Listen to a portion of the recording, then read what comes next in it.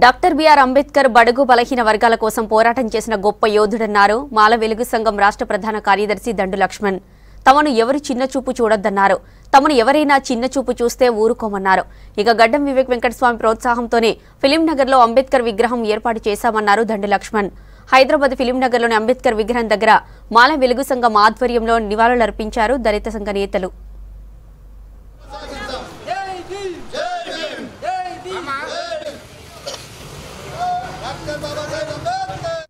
బాబాసాహెబ్ అంబేద్కర్ 133వ జయంతి సందర్భంగా కుల అలంకారం చేసి మంచి అన్నదాన కార్యక్రమం కూడా 300 మందికి చేయించారు. వాళ్ళ కుటుంబానికి కూడా అంబేద్కర్ ఆశయాలను పునరుద్ధరించుకొని మంచిగా సంతోషంగా ఉండాలని చెప్పి మేము కోరుచున్నాము.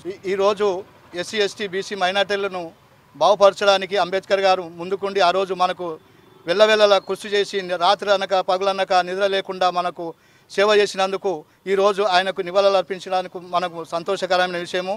ఇదే బాబాసాహెబ్ అంబేద్కర్ రాసిన రాజ్యాంగం వల్ల ప్రతి ఒక్క పేదవానికి ఆయన రాసిన ఫలాలు ప్రతి ఒక్కటి అందాలని చెప్పి ఎస్సీ ఎస్టీ బీసీ మైనార్టీ వాళ్ళకి ఉచిత విద్య ఉచిత వైద్యము ఖచ్చితంగా అమలు పరచాలని చెప్పి గవర్నమెంట్కు మేము డిమాండ్ చేస్తున్నాం. రోజు ఖైరతాబాద్ నియోజకవర్గం జూబ్లీ డివిజన్లో ఫిలిం నగర్లో ఉన్న అంబేద్కర్ స్టాచ్యూ దగ్గర మేము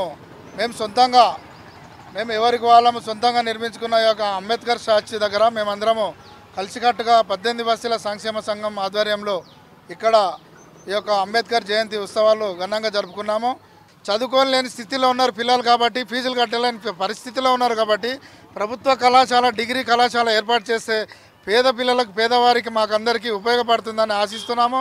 ఇది ప్రభుత్వము దయచేసి ఇప్పుడున్న కాంగ్రెస్ ప్రభుత్వము డిగ్రీ కళాశాల ఏర్పాటు చేస్తుందని మేము ఆశిస్తున్నాము.